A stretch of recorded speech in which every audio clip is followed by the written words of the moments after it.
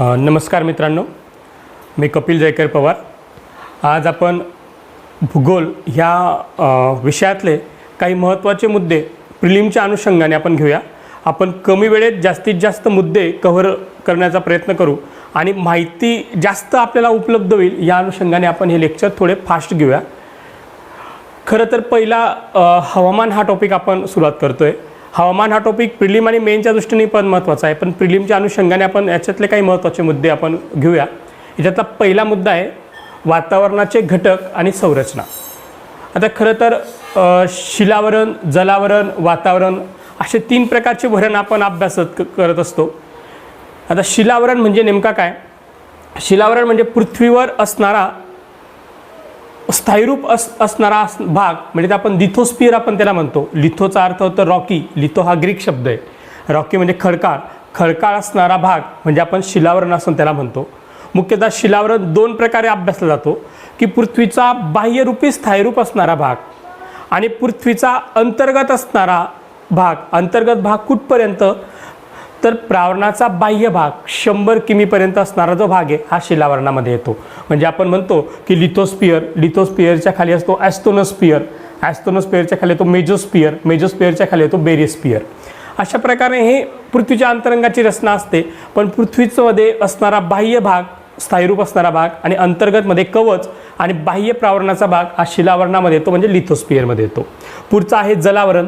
जलावरण म्हणजे हायड्रोस्फिअर आपण त्याला म्हणू।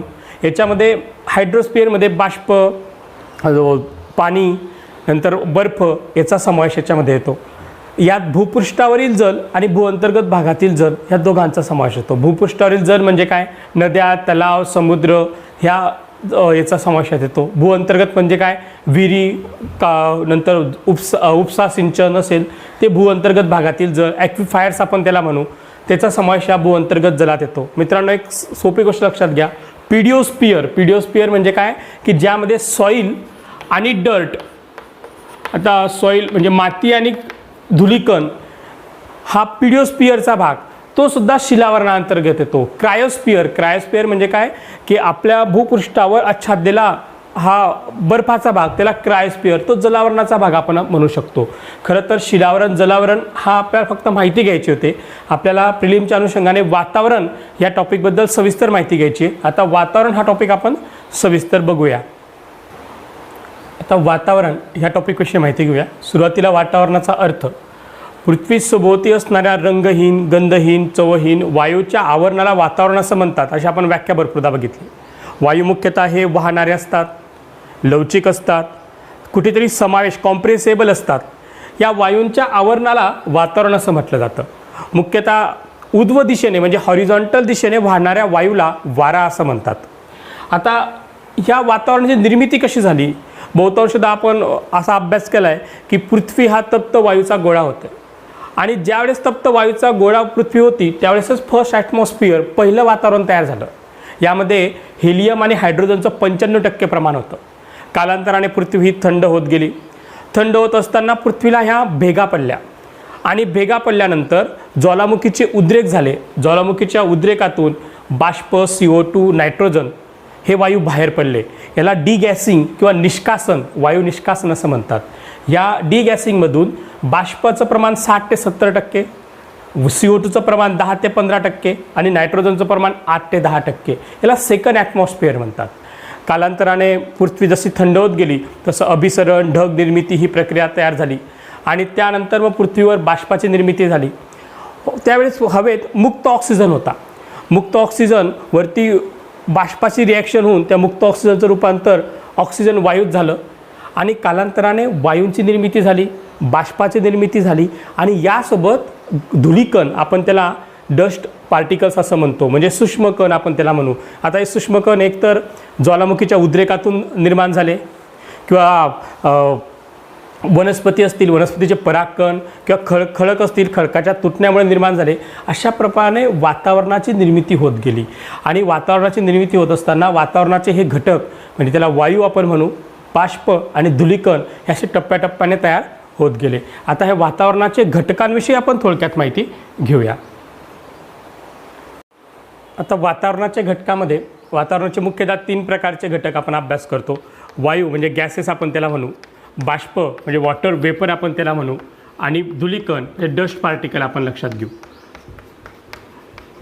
आता हे तीन घटकांचा समावेश हा वातावरणाच्या घटकामध्ये होत असतं.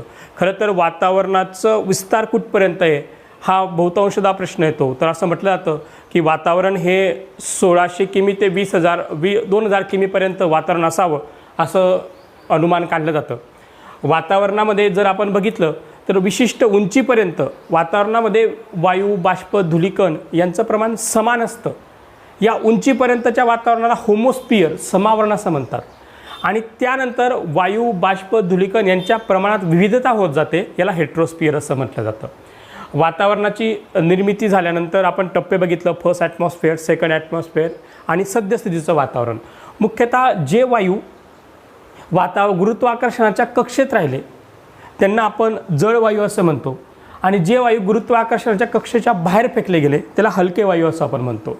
याच्यात वातावरणात सर्वात जास्त प्रमाण आहे नायट्रोजनचं, 78.084% एवढं प्रमाण वायूंमध्ये नायट्रोजनचं आहे. त्यानंतर ऑक्सिजनचं 20.946%, त्यानंतर ऑर्गॉन 0.934%, नंतर CO2 0.03%, नंतर इतर वायू यामध्ये निष्क्रिय वायूंचा समावेश येतो, झेनॉन, क्रिप्टॉन या वायूंचा याच्यात समावेश येत असतो. आता नायट्रोजन जर बघितलं, नायट्रोजन हा मुख्यतः स्वतःहून क्रियाशील कोणत्याच घटकाशी होत नसतो. हा वायूचं मुख्य काम काय तर हा ज्वलनावर नियंत्रण करतो. ऑक्सिजन हा ज्वलनशील आहे, म्हणजे ज्वलनास मदत करतो. ऑक्सिजन ज्वलनास मदत करतो, पण तरीही निसर्गात ऑक्सिजन 20% असताना निसर्गातल्या वस्तू का पेट घेत नाही, याच्यात महत्त्वाचं प्रमाण नायट्रोजनचं प्रमाण 78% आहे. आणि नायट्रोजन हा ज्वलनावर नियंत्रण करतो. वनस्पतींना नायट्रोजन स्थिरीकरण या प्रक्रियेद्वारे नायट्रोजन उपलब्ध होत असतो. नायट्रोजन हा वनस्पतींच्या वाढीसाठी अत्यंत महत्त्वाचा घटक आहे, म्हणून नायट्रोजन स्थिरीकरण प्रक्रियेमध्ये नायट्रेट व नायट्रेट ह्या स्वरूपात नायट्रोजन मिळतो. ऑक्सिजन आपण त्याला प्राणवायू म्हणतो, म्हणजे आपल्या सजीवसृष्टीच्या अस्तित्वासाठी ऑक्सिजन हा सर्वात महत्त्वाचा घटक आहे. त्यानंतर ऑर्गॉन, कार्बन डायऑक्साईड. सर्वात महत्त्वाचं लक्षात घ्या, कार्बन डायऑक्साईड हा पृथ्वीवर असणारं उष्णता टिकवून ठेवण्यासाठी किंवा पृथ्वीवर उष्णतेचं प्रमाण कार्बन डायऑक्साईड ठरवत असतो. म्हणजे पृथ्वीमार्फत जे टेरेस्ट्रियल व्हेव आपण दीर्घ लहरी त्याला म्हणतो, ज्या भूमिलहरी ह्या उत्सर्जित केल्या जातात त्या भूमिलहरी शोषून घेण्याचं काम हा CO2 करतो. आणि त्यामुळे वातावरणात उष्णता मेंटेन राहते. किंवा सौरशक्तीद्वारे ज्या लहरी शोषून घेतो त्यापैकी 50% लहरी ह्या पृथ्वीकडे तो उत्सर्जित करत असतो. अशा प्रकारे हा CO2 पृथ्वीवर वातावरण मेंटेन ठेवण्यासाठी महत्त्वाचा घटक आहे. बाष्प जर आपण बघितलं, बाष्पाचा पण उष्णतेमध्ये सर्वात महत्त्वाचा रोल आहे. आपण बाष्पाबाबतीत सर्वात महत्त्वाचं एक वाक्य की सर्वसाधारणपणे 6.5 किमी उंचीपर्यंत 90% बाष्पाचं प्रमाण पृथ्वीवर आहे. बाष्प आणि CO2 दोघी हे उष्णतेचे ग्रहण करतात आणि त्याच्यामुळे वातावरणात ही उष्णता राहत असते. आता पुढचं धूलिकण. आता धूलिकणात तर सर्वात महत्त्वाचं काय की धूलिकण हे 2 प्रकारचे असतात, सेंद्रिय आणि असेंद्रिय. सेंद्रियमध्ये काय येईल, वनस्पतीचे बिया किंवा वनस्पतींचे परागकण येतील, ज्वालामुखीमधून बाहेर पडणारी पदार्थ येतील, किंवा असेंद्रियमध्ये ज्वालामुखीतून बाहेर पडणारे पदार्थ म्हणजे राख, नंतर मातीचे कण, खडकाचे तुकडे हे असेंद्रियमध्ये येतील. धूलिकण म्हणजे थोडक्यात काय की स्थायीरूप अतिसूक्ष्म कण की जे आपल्याला सहज डोळ्यांना दिसत नाही आणि ते वातावरणात तरंगत असतात, ते सुद्धा वातावरणाचे घटक आहे. या धूलिकरणामुळे प्रकाशाचे अपस्करण, नंतर संधी प्रकाश यासारखे वातावरणातील चमत्कार आपल्याला अस्तित्वात येत असतात. हे वायू, बाष्प, धूलिकण हे वातावरणातील घटक आपण थोडक्यात माहिती करून घेतले. हवेचे उद्भव प्रवाह हे देखील धूलिकणांना वरती वातावरणात नेत असतात. उच्च वातावरणामध्ये उल्काच्या विभाजनामुळे देखील धूलिकणांची निर्मिती होत असते. खऱ्या अर्थानं वातावरणाचे घटक आपण बघितल्यानंतर आता पुढे वातावरणाची संरचना या वातावरणाची संरचना, कॉम्पोजिशन ऑफ ॲटमॉस्फिअर. पृथ्वीच्या सभोवताली गोलाकार स्वरूपामध्ये वातावरणाचे थर पसरलेले आहेत. हे वातावरणाचे पृथ्वीपासून जसं उंच जावं तसं वातावरणाचा थर किंवा त्यांची वैशिष्ट्य कशी असतील याचा अभ्यास करण्यासाठी शास्त्रज्ञांनी प्रयत्न केले, परंतु उंचीनुसार तापमान, घनता, दाब, नंतर यांचे रासायनिक गुणधर्म, विद्युत गुणधर्म याच्यात कशा प्रकारे विविधता आहे याचा अभ्यास करून पीटरसन या शास्त्रज्ञाने मुख्यतः वातावरणाचे 4 थर केलेले आहेत. पहिला थर येतो जो भूपृष्ठाच्या जवळ आहे तो आहे तपांबर. त्यानंतर पुढचा स्तर स्थितांबर, त्यानंतर आयनांबर आणि त्यानंतर बाह्यांबर. मुख्यतः यांच्या उंचीवर प्रश्न येतो. भूपृष्ठापासून 11 किमीपर्यंत जो असणारा स्तर येतो तपांबर किंवा ट्रोपोस्फिअर असं त्याला म्हणतो. नंतर 80 किमीपर्यंत स्थितांबर स्ट्रॅटोस्फिअर त्याला आपण म्हणतो. हा आयनोस्फिअर हा मुख्यतः 500 किमीपर्यंत व 500 किमीच्या पुढे बाह्यांबर एक्झोस्फिअर त्याला असं आपण म्हणतो. आपण म्हटलं आहे की वातावरणाचा विस्तार कुठपर्यंत आहे, तर अंदाजित वातावरणाचा विस्तार हा भूपृष्ठापासून 1600 किमी ते 2000 किमीपर्यंत असावा असा अंदाज आहे. पृथ्वीच्या 16 किमीपर्यंत म्हणजे भूपृष्ठापासून 16 किमीपर्यंत थराचा अभ्यास प्रत्यक्ष मानवाने केला. पुढचा 96 किमीपर्यंत थराचा अभ्यास हा निरीक्षणाद्वारे केला.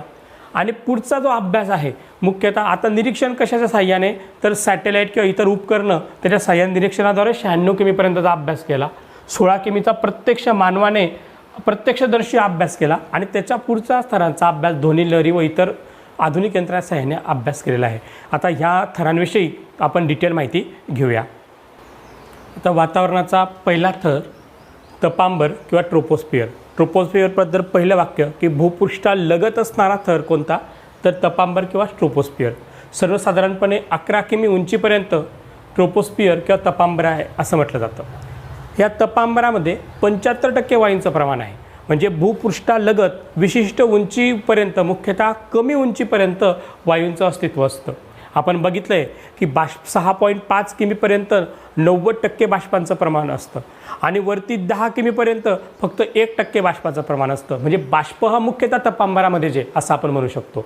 वातावरणातील 90% आविष्कार, 90% आविष्कार म्हणजे काय, ढग निर्मिती, पर्जन्य, आर्द्रता, नंतर वादळ, नंतर विजा चमकणे, हे सारखे 90% आविष्कार हे तपांबरात घडतात.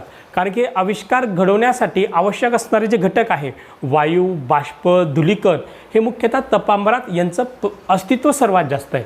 75% वायूंचं प्रमाण आहे म्हणून 90% आविष्कार हे तपांबरात घडतात.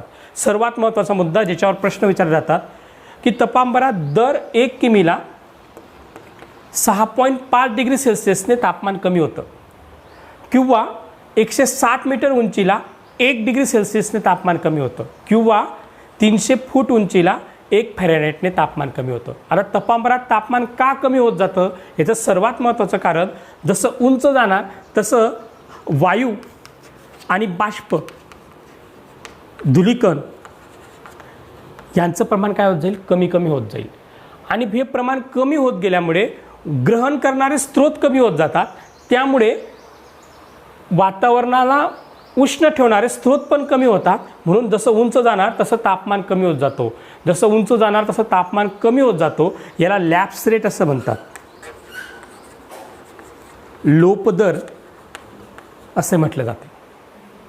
या उलट आहे, पृथ्वीच्या अंतर्गत भागात जसं खाली जात जाणार तसं तापमानात वाढ होत जाते. म्हणजे हा 2 फरक तुम्ही लक्षात घ्या.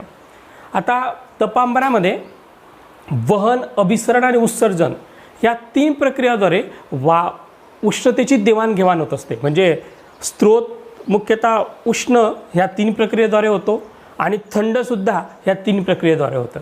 मुख्यतः वहन ही प्रक्रिया स्थायू पदार्थांमध्ये होत असते. अभिसरण ही प्रक्रिया द्रव पदार्थांमध्ये होत असते असं आपण जनरली बघत असतो. उत्सर्जन ही प्रक्रिया मुख्यतः निर्वातात म्हणजे वायू पदार्थात होत असते. उत्सर्जनाचं सुंदर उदाहरण म्हणजे आपण शेकोटी बघू शकतो. एखाद्या शेकोटीपासून आपण जर लांब राहिलो तर आपल्याला सहज उष्णता मिळत असते. आता या थरामध्ये मुख्यतः अभिसरणाचं प्रमाण जास्त असतं कारण की तापमान वाढतं. तापमान वाढल्यामुळे तापमानाचं प्रमाण इथं असतं, त्यामुळे हवा हलकी येते आणि वरती जाते. परत हवा वरती गेल्यानंतर थंड होते, परत ती खाली येते. अशा प्रकारे कंटिन्यू फ्लो या थरामध्ये चालू असतात उष्ण तापमान ह्या घटकामुळे. त्यामुळे अभिसरण इथं जास्त होतं. म्हणजे अभिसरण प्रवाहाचा विभाग असं तपांबराला म्हटलं जातं. हे सर्व तपांबराबद्दल महत्त्वाचे मुद्दे लक्षात ठेवा. यानंतर पुढचा स्तर मुख्यतः स्थितांबर. आता पुढचा स्तर स्थितांबर. आता स्थितांबरापूर्वी आपण एक तपस्तब्दी ट्रोपोस्फिअर नंतर टोपोपॉज आपण त्याला म्हणू. हा तपस्तब्दी जो तपांबर आणि स्थितांबर यांच्या दरम्यान असतो. ट्रोपो म्हणजे टेम्परेचर, पॉज म्हणजे थांबतं. आता याचा अर्थ काय, तपस्तब्दी हा स्तर मुख्यतः तपांबरानंतर 3 किमीपर्यंत हा स्तर आहे. या स्तरामध्ये तपांबरात जो तापमान मुख्यतः लक्षात घ्या, आपण बघितलं होतं की तपांबरात जसं उंच जाणार तसं तापमान हे कमी होत जातं. ही एक कन्सेप्ट लक्षात ठेवा. वातावरणात जसं उंच जाणार तसं तापमान हे कमी कमी होत जातं आणि पृथ्वीच्या अंतर्गत भागात जसं तुम्ही खाली जाणार तसं तापमान वाढत जातं. म्हणजे 30 मीटरला पृथ्वीच्या अंतर्गत भागात 1 डिग्री सेल्सिअसने तापमान वाढतं. पण इथं तपस्तब्दीमध्ये मुख्यतः तापमानात कोणतीही वाढ होत नाही, काय नाही, तापमान अत्यंत स्थिर असतं. मुख्यतः 11 किमी ते 14 किमीपर्यंत हा तपस्तब्दीचा भाग असतो. पुढे या तपस्तब्दीमध्ये कोणत्याही प्रकारचे आविष्कार आढळत नाही. म्हणजे काही इथं ढग निर्मिती, वीज किंवा पाऊस, पर्जन्य कोणतेही आविष्कार आढळत नाही. कारण की आविष्कार आढळण्यासाठी तापमानात व्हेरिएशन लागतात. पण इथे तापमानात व्हेरिएशन नसल्यामुळे इथे कोणते आविष्कार ह्या तपस्तब्दीमध्ये आढळत नाही.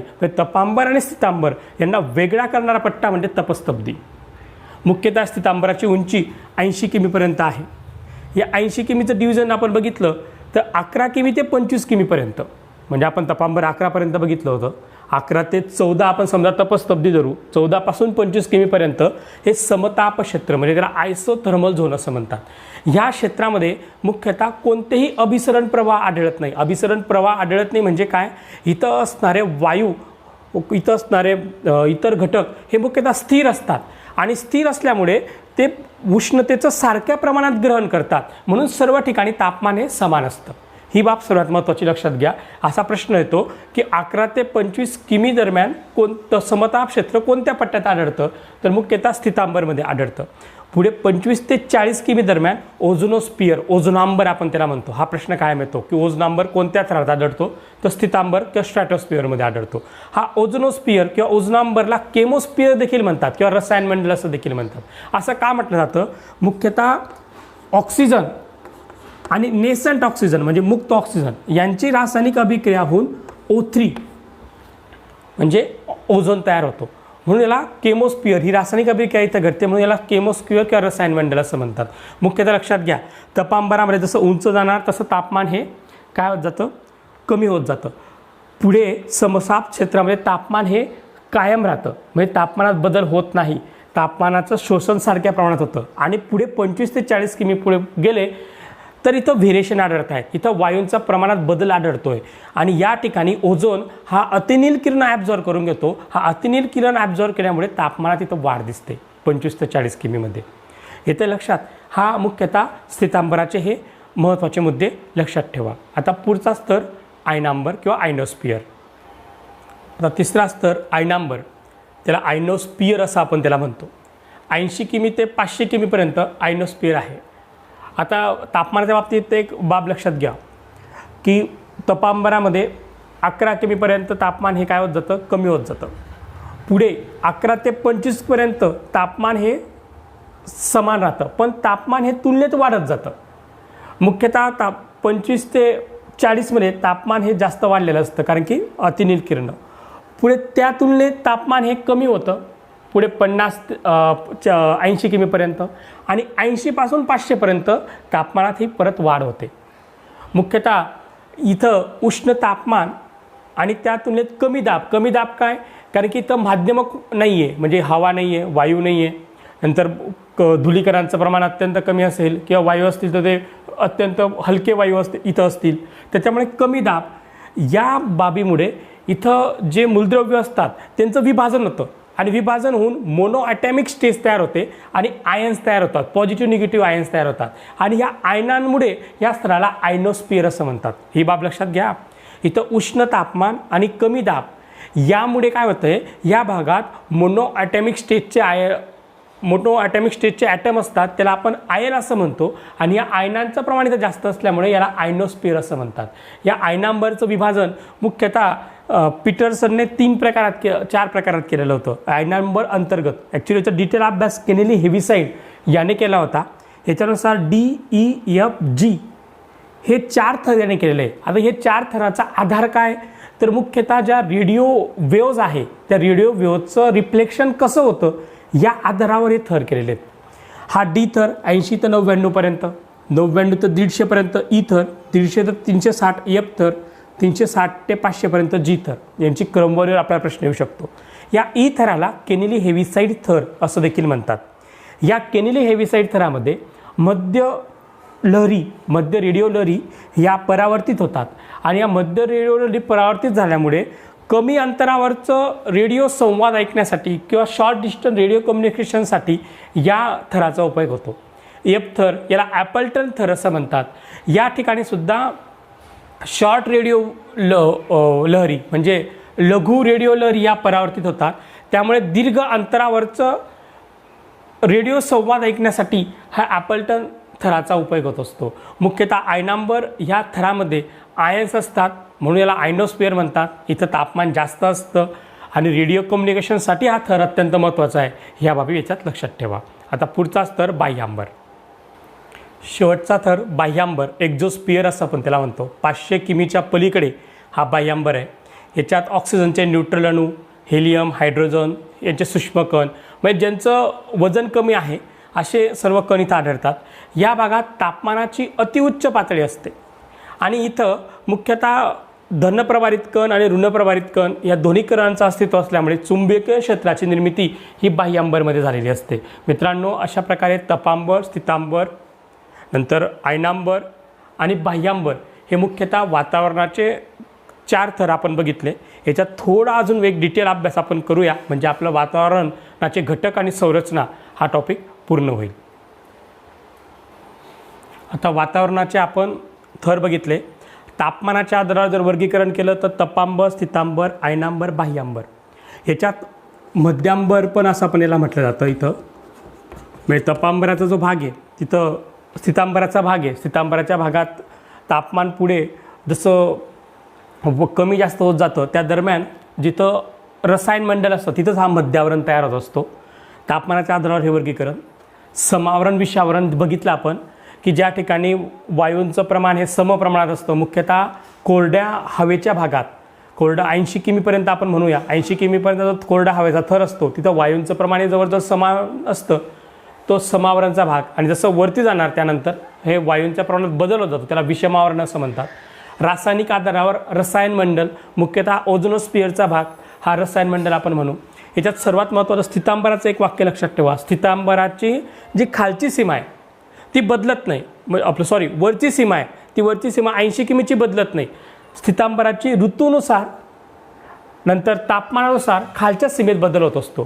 का बदल होत असतो तर मुख्यतः अभिसरण प्रवाह म्हणजे जर समजा अभिसरणाचं प्रमाण वाढलं तर अभिसरणाचं प्रमाण वाढून हवा ही जास्त वरच्या स्तरात स्थिर होते. त्यामुळे खालचा जो समताप क्षेत्र आहे ते समताप क्षेत्र थोडं वरती सरकतं. त्यामुळे खालची सीमा ही बदलत असते पण वरच्या सीमेत बदल होत नसतो आणि स्थितांबराची उंची ऋतूनुसार तापमानानुसार ही बदलत असते. अशा प्रकारे वातावरणाच्या संरचनेबद्दल महत्त्वाचे टॉपिक आपल्याला विचारले जाऊ शकतात. आजपर्यंत काय प्रश्न विचारले ते सांगतो. हे तपांबर, स्थितांबर, आयनांबर, बाह्यांबर नावं देतात. त्यांची उंची विचारली जाते. तपांबराच्या वैशिष्ट्यांवर प्रश्न विचारले जातात. खालीलपैकी तपांबराबद्दल कोणतं वाक्य बरोबर आहे ते सांगा याच्यावर प्रश्न विचारले जातात. स्थितांबरवर सर्वात जास्त प्रश्न विचारले गेलेत की ओझोनोस्फिअर हा कोणत्या थरात आढळतो किंवा सर्वात महत्त्वाचं विमानाच्या प्रवासासाठी कोणता थर हा अत्यंत चांगला आहे. मुख्यतः समताप क्षेत्र की ज्या ठिकाणी कोणते अभिसरण प्रवाह आढळत नाही ते क्षेत्र विमान चालकांसाठी अत्यंत चांगलं आहे. नंतर रसायन मंडल काय आहे याच्यावर प्रश्न विचारले गेलेत. आयनोस्फिअर ही संकल्पनेवर प्रश्न विचारले गेलेत. हे DEFG यांच्या रचनेवर प्रश्न विचारले गेलेत किंवा तपांबर, स्थितांबर, आयनांबर, बाह्यांबर यांचं भूपृष्ठापासून वरतीपर्यंत क्रम लावा याच्यावर प्रश्न विचारले गेलेत. अशा प्रकारे एवढा टॉपिक जर तुम्ही केला तर वातावरणाची घटक व संरचना याच्यावर विचारणारा प्रत्येक प्रश्न हा तुमचा कव्हर होईल असं मला वाटतं. धन्यवाद. असेच आपण पुढचा टॉपिक कव्हर करूया आणि लवकरच भेटूया. नमस्कार.